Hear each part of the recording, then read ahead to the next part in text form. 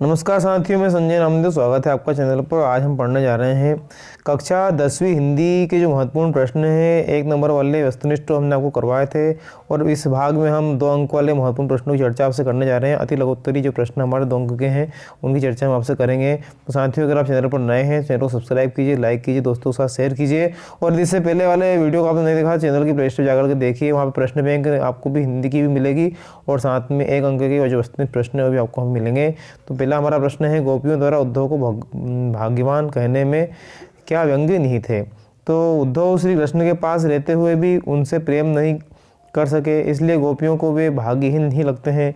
यही व्यंग्य भाग्यवान कहने में व्यक्ति इसके विपरीत लक्षण से भाग्यवान अर्थ भाग्यहीन हो जाता है।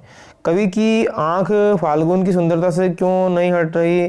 तो फाल्गुन मास में प्रकृति का सौंदर्य अपने चरम पर है। पेड़ पौधे पत्ती से लदे हैं। चारों तरफ रंग बिरंगे फूलों की शोभा बिखरी है। भीनी भीनी सुगंध सभी और आ रही है। प्रकृति की सुंदरता इतनी मनोरम है कि उससे कवि की आंख हटाना ही नहीं चाहती है। इसी प्रकार अगला प्रश्न है, भक्ति काल को हिंदी साहित्य का स्वर्ण युग क्यों कहा गया है। तो भक्ति काल में कबीर, तुलसी, सूरदास, मीराबाई आदि महान विभूतियों का आविर्भाव हुआ है। इनकी अमृतवाणी से जन सामान्य को अभूतपूर्व शांति और सुख का अनुभव हुआ। इसी काल का साहित्य अनुपम एवं आदर्श है। इस युग में कबीर, जायसी, तुलसी, सूर जैसे प्रसिद्ध कवियों और महात्माओं की अमृतवाणी उनकी अंतरंग से निकलकर देश के कोने कोने में फैली थी। उसे साहित्य के इतिहास में भक्ति काल कहते हैं। वह युग वास्तव में स्वर्ण युग के युग साहित्य से पूर्ण था। नई कविता की तो विशेषताएं लिखते हुए कवियों के नाम लिखिए। नई कविता की प्रमुख विशेषताएं निम्नलिखित हैं। अनुभूतियों का वास्तविक चित्रण, प्रयोगों में नवीनता। नई कविता की प्रमुख कवि हैं भवानी प्रसाद मिश्र और डॉक्टर जगदीश चंद्र गुप्त।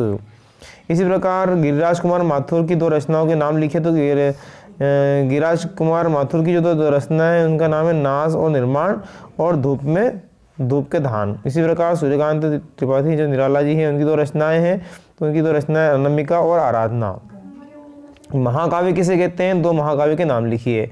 तो महाकाव्य विस्तृत होता है। इसमें प्रकृति का विराट चित्रण होता है, जीवन के समग्र रूप का उल्लेख होता है तथा पात्रों की संख्या अधिक होती है। हिंदी के 2 महाकाव्य निम्नलिखित हैं, रामचरितमानस तुलसीदास और कामायनी जयशंकर प्रसाद। इसी प्रकार 8वां जो प्रश्न है, वीरस की परिभाषा लिखते हुए उदाहरण दीजिए। किसी विपरीत दशा को स्वयं के अनुकूल बनाने निमित्त हृदय में उत्पन्न उत्साह को ही वीरस कहा जाता है। इसका स्थायी भाव है उत्साह। बूंदेले हरबोरों की वो हमने सुनी कहानी थी, खूब लड़ी मर्दानी झांसी वाली रानी थी, इसका जो उदाहरण हो जाएगा। दोहा की परिभाषा उदाहरण से लिखिए। दोहा छंद के प्रथम और तृतीय चरण में 13 तथा द्वितीय और चतुर्थ चरण में 11 मात्राएं होती है, 24 मात्राएं होती है कुल मिलाकर के। और सम चरणों के अंत में तगण अथवा जगण लगाना जरूरी होता है। श्री गुरु शरण सरोज रज निजमन मुकुट सुधार वर्णोल सुधाय फलचारी, इसका उदाहरण हो जाएगा। अनुप्रास अलंकार की यदि बात करें तो अनुप्रास अलंकार जिस काव्य रचना में व्यंजन वर्ण की 2 या 2 से अधिक बार आवृत्ति होती है वह अनुप्रास अलंकार होता है। उदाहरण के लिए तरणि, तनुजा, तड़, तमाल, तरोर, बोर, छाए, यहाँ त वर्ण की आवृत्ति हुई है, अतः यहाँ अनुप्रास अलंकार है। भाई खूब क्या आइडिया है। इस वाक्य में को ध्यान में रखते हुए बताइए कि किस एक भाषा में दूसरी भाषा के शब्दों को आने से क्या लाभ होते हैं। तो एक भाषा में के शब्दों से के दूसरी भाषा में आने से भाषाओं का जो शब्द भंडार बढ़ता है और भाव दूसरों तक आसानी से पहुंच जाते हैं। भाषा में चमत्कार आता है तथा बात रोचक बन जाती है। लेखक ने फादर बुल्के को मानवीय करुणा की दिव्य चमक क्यों कहा। लेखक ने फादर बुल्के को मानवीय करुणा की दिव्य चमक इसलिए कहा है क्योंकि उनके मन में मानव मात्र के प्रति करुणा का भाव भरा था। उनके परिचितों के सुख दुख में भी उपस्थित होते हैं। वे रिश्तों का निर्वाह हृदय से करते थे, जिनके उनके स्वरूप के से करुणा टपकती थी। उनकी रंगों में दूसरों के प्रति अमृत जैसी मधुरता भरी थी। वह मानवीय करुणा की दिव्य चमक से परिपूर्ण है। निबंध शब्द का अर्थ बताते हुए बाबू गुलाब राय के अनुसार निबंध की परिभाषा लिखिए। निबंध शब्द निधन बंध से मिलकर बना है, जिसका अर्थ है अच्छी तरह से बंधी हुई परिमार्जित पूर्ण रचना। निबंध अपने आधुनिक रूप ऐसे का पर्याय है। अंग्रेजी भाषा में इसका अर्थ प्रयत्न, प्रयोग अथवा परीक्षण। अभिप्राय यह है कि किसी विषय का भली भांति प्रतिपादन करना, परीक्षण करना निबंध कहलाता है। क्रिया से किसे कहते हैं, उदाहरण से बताइए तो जिन शब्दों से क्रिया होने या करने का बोध होता है वह शब्द क्रिया कहलाते हैं। जैसे उदाहरण के लिए जगना, रोना, पीना, खाना, लिखना आदि ये सब क्रियाएं होती है।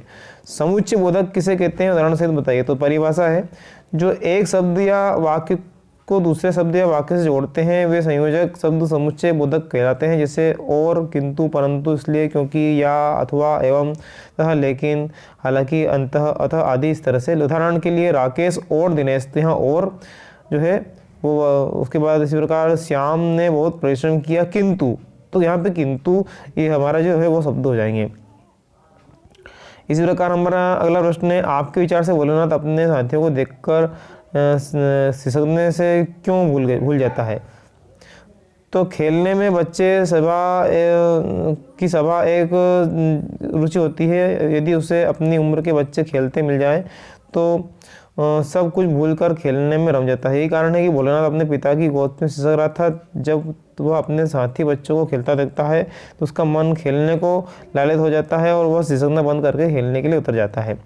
नाक का मान सम्मान और प्रतिष्ठा का द्योतक है। यह बात पूरी व्यंग्य रचना में किस प्रकार उभर कर आई है।